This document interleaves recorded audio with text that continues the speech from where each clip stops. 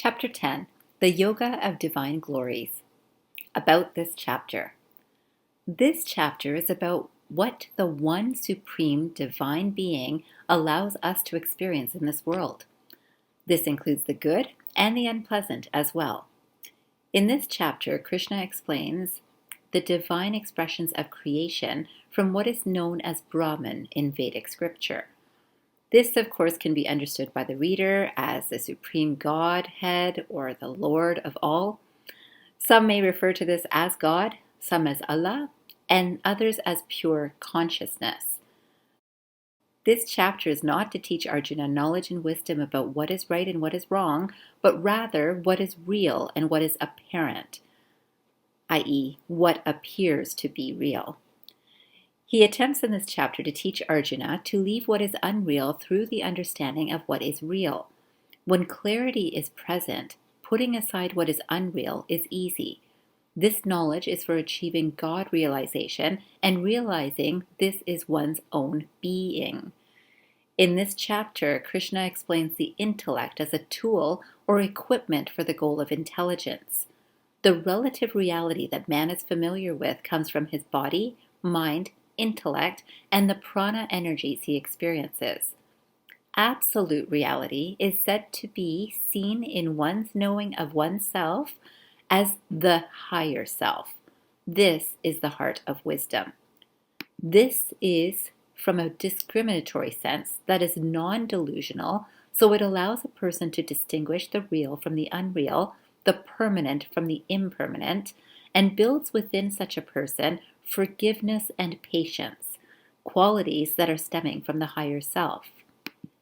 Krishna explains that what people have achieved or discovered in the world could only happen because of the resources that are present. Divine energy is taught to Arjuna as being all-inclusive, vast, and all-pervasive. This energy manifests through each living being through the various traits of each body, each mind, and each intellect. When the mind is steady without mental oscillations from the dualities of life, one can go through every difficulty with the same steadiness. This allows a person to see and share what is said and heard through his or her own contemplation and understanding through personal experience. This steadiness comes from the ability to withdraw one's senses from external engagements. From this mindful practice, a person learns how to subside at will the mind, the intellect, the ego, and various memories which can take over any person's experience.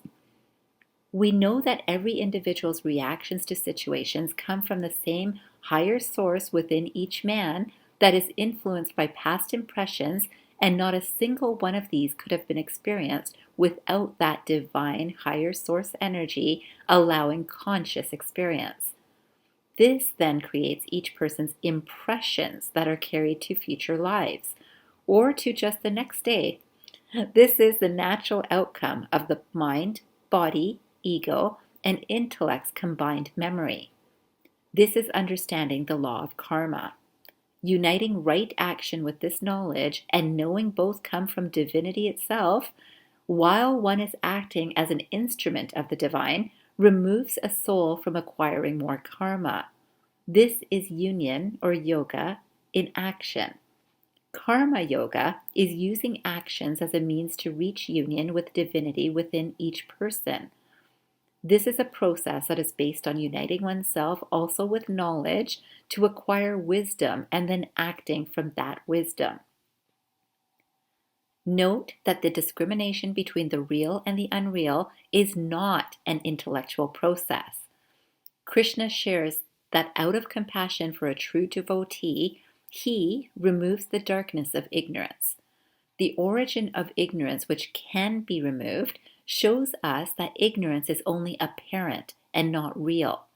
By removing the cover of ignorance, one discovers that the original knowledge was merely covered with the forgetting of real divine nature through a process of what's called superimposition.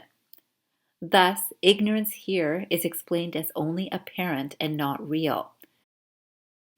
We can know this because any ignorance can be overcome through knowledge, and this is true for any detail we do not know that new learning helps to reveal. So ignorance of anything can be seen as hidden awareness, which is not new, but just waiting to be acknowledged. Krishna mentions that he, or God, or higher consciousness is hidden within each man's heart and covered by man's own forgetfulness of this truth. In this chapter, it might help to remember that the learning within the Gita proposes that consciousness and life energy does not come from matter. Creation occurs from an unmanifest form to become a manifest form, from the unseen to the seen, and from the unknown to the known. Krishna and various historical scriptures all teach that there is no particular starting point to creation, as from absolutely nothing, nothing can arise. The Upanishads and the Gita strongly believe that something has to be present to create a manifestation. So that which has the energy which is unknown, unseen, and unmanifest is the seed for the creation of everything. Krishna explains that creation began with intelligence. This primordial intelligence was present to create an intelligent manifestation. In the Gita, religion and philosophy are combined. The Upanishad scriptures only speak philosophically.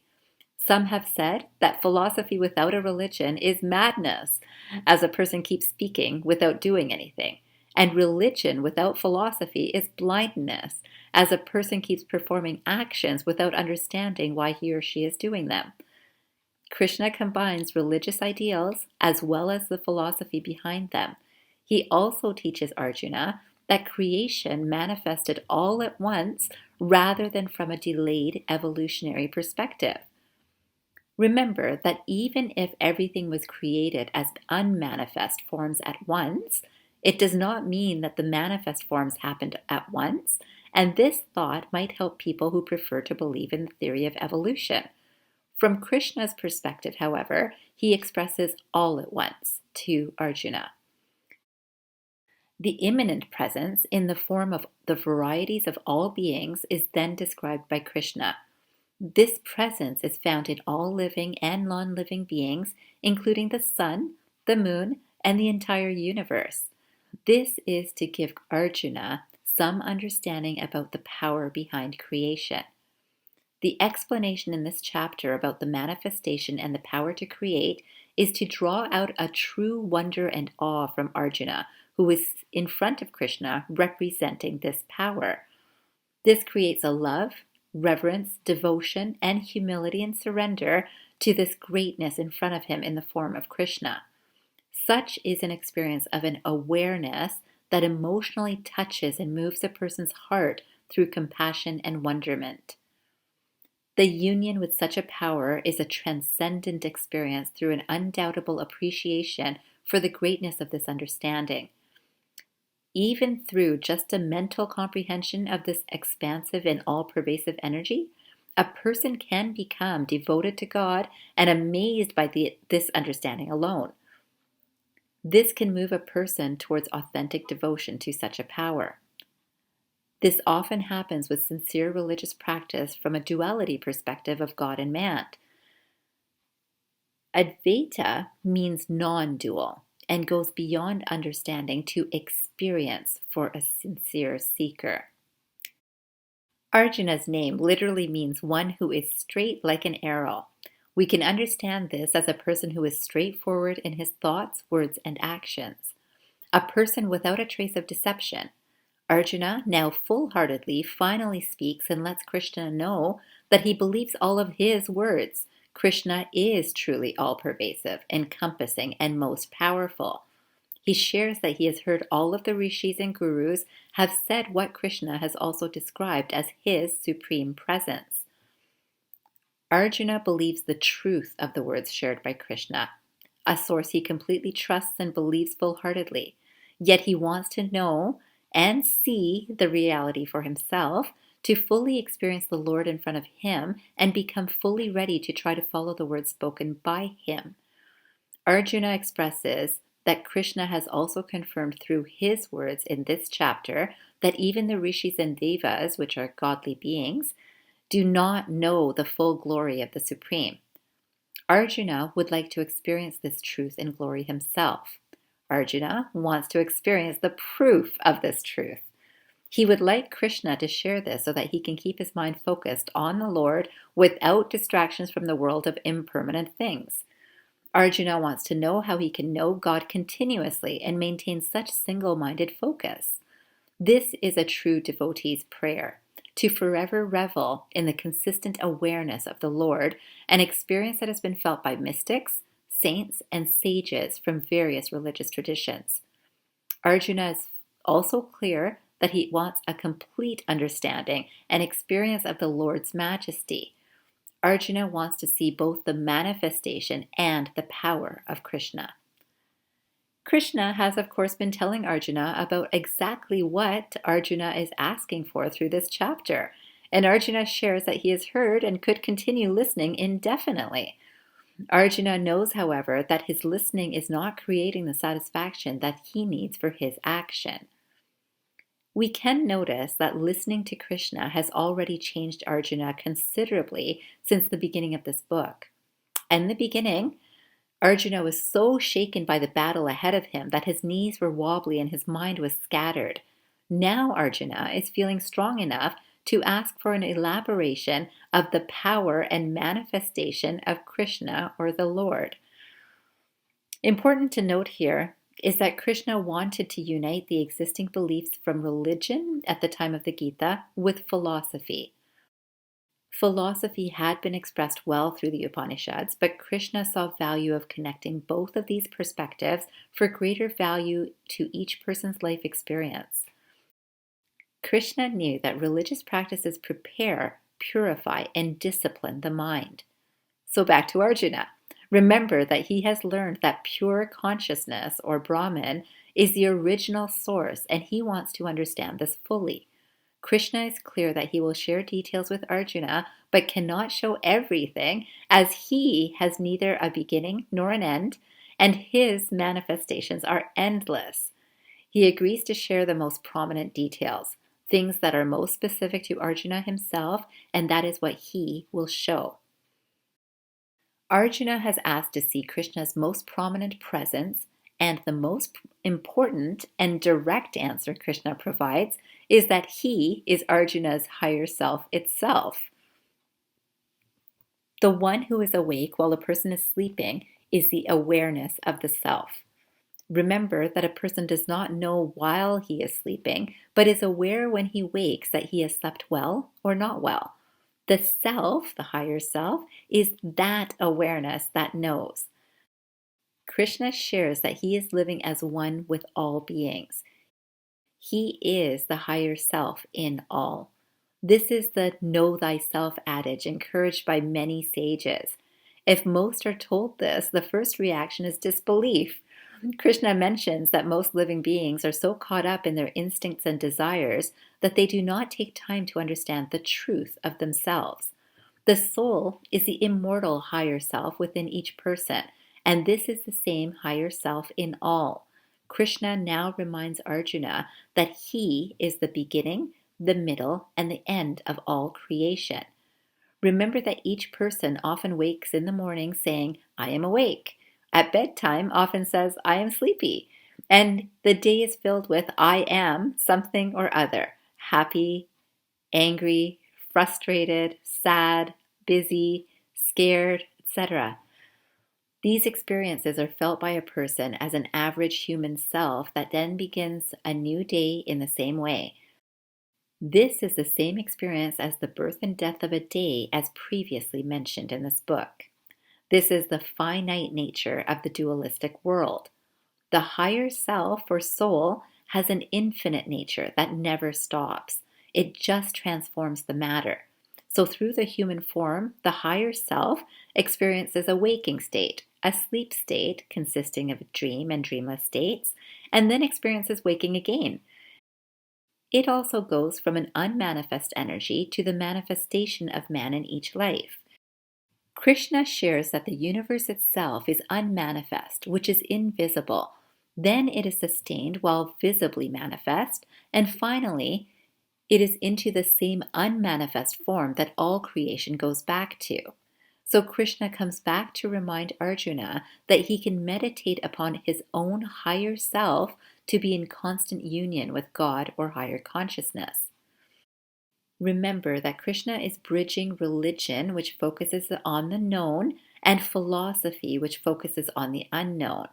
In the previous chapter, Krishna shared with Arjuna the essence of his message, that he offers himself with love to those who love him. Arjuna has sincerely shared his love and devotion to Krishna's words of truth. So now Krishna begins to share the infinite forms of God that he presents himself as in the world. Remember here that no Lord needs the love of people.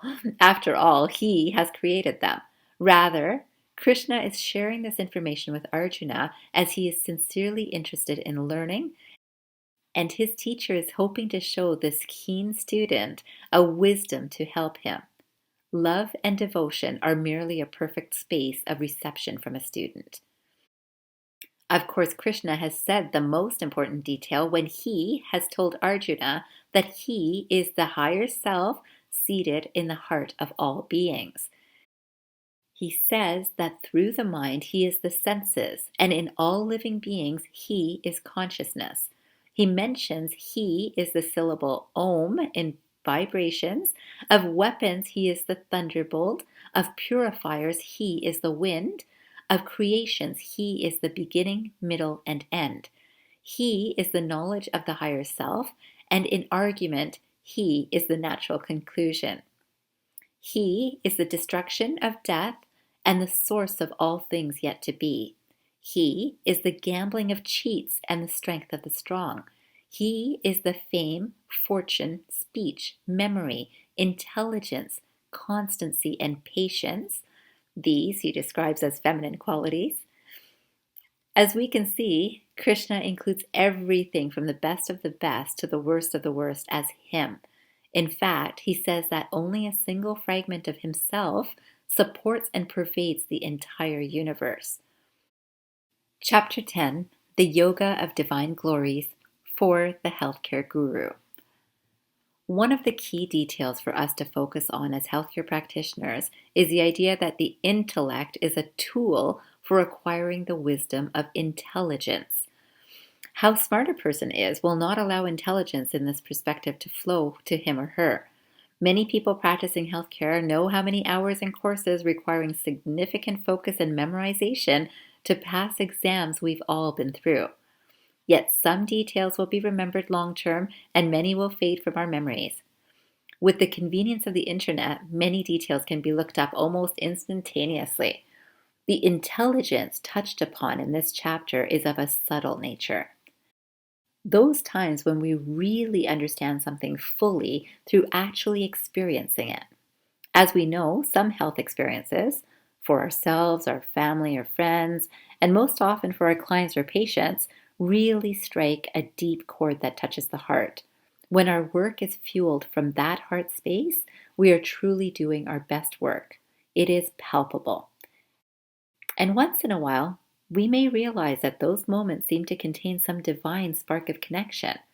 This chapter allows a healthcare practitioner or care provider a reason to reflect upon the connection that we may or may not be consciously aware of with our own spirituality.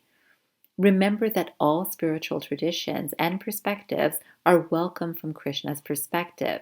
And what is important here is that intelligence and goodness are both combined for the work of Dharma. Well, healthcare seems to be a perfect place for the combination of these energies. Krishna mentions that he, or God, is the one behind each person that produces excellence when the goal is for goodness, as he also says in this chapter that he is the goodness behind the good and the nobility behind the noble. He also shares that he is the energy behind not good thoughts, words, and actions too.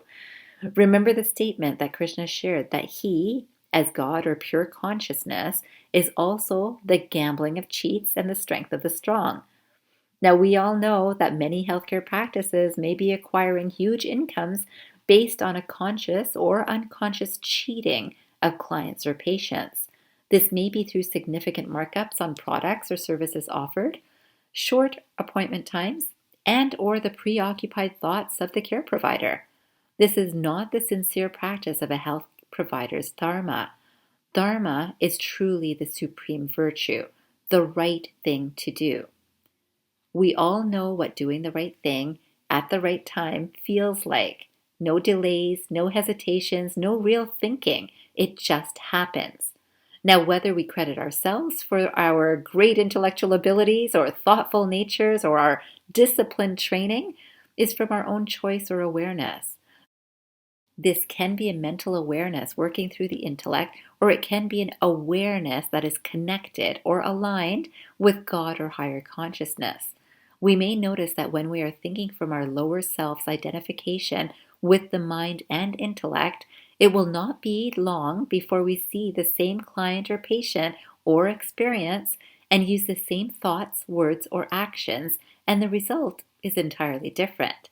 This is where connection with a higher consciousness is most useful to the care provider.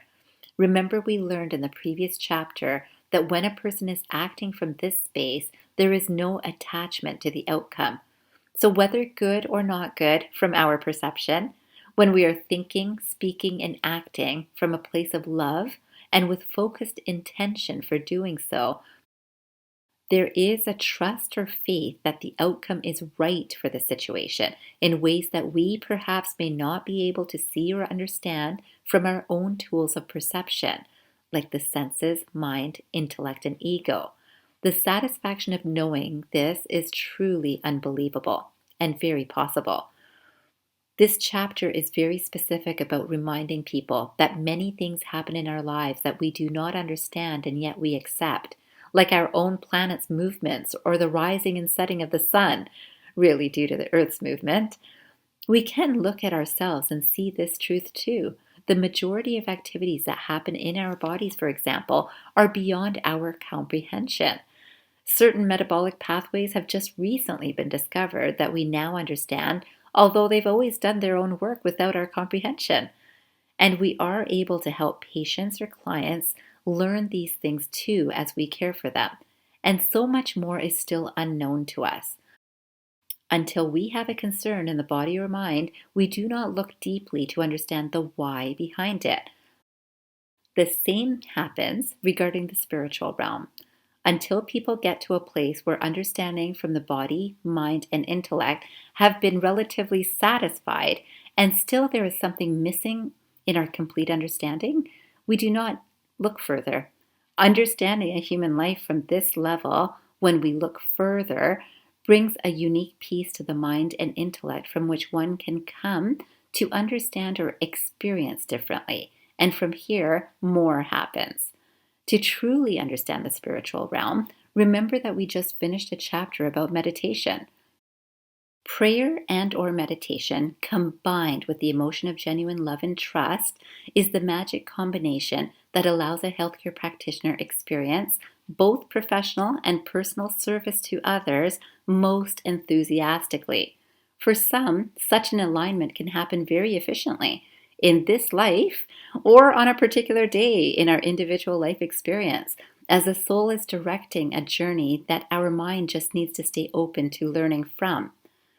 Remember that Arjuna's mind is open, his faith in his teacher is strong, and his intention to do the right action is all present. These are the same ingredients that are needed in a healthcare provider to allow deeper insights to guide our lives. Remember that although this chapter speaks about combining religion with knowledge, every person's religion is understood by themselves alone. And openness to learning does not require religion, but religion or spirituality can provide a discipline for the mind that can create the right foundation for learning deeper insights. If a person is not religious, it may be useful to understand that wisdom arrives to those ready to do the work in learning, religious or not. Much of this chapter may be seen as very old school belief, and we know that the origin of this book is quite ancient. What a person might find interesting is that even with his scriptural awareness, training, and now incredible learning from his trusted and loved friend and companion on the battlefield, Arjuna is amazed and trusting, but not entirely convinced about Krishna's message to him. This, of course, relates to Arjuna's personal actions, duties, and responsibilities in this critical moment of his life. Each healthcare practitioner goes through critical moments in life, whether professionally or personally. So each of us understanding such information of Dharma and our own life experiences today could feel very similar to Arjuna. So it should not surprise any of us when Arjuna seeks further proof from Krishna to direct his learning in this conversation. We may find that in our lives, we may seek similar proof for our individual experiences. The next chapter will share what our own insight and internal communication may show us too.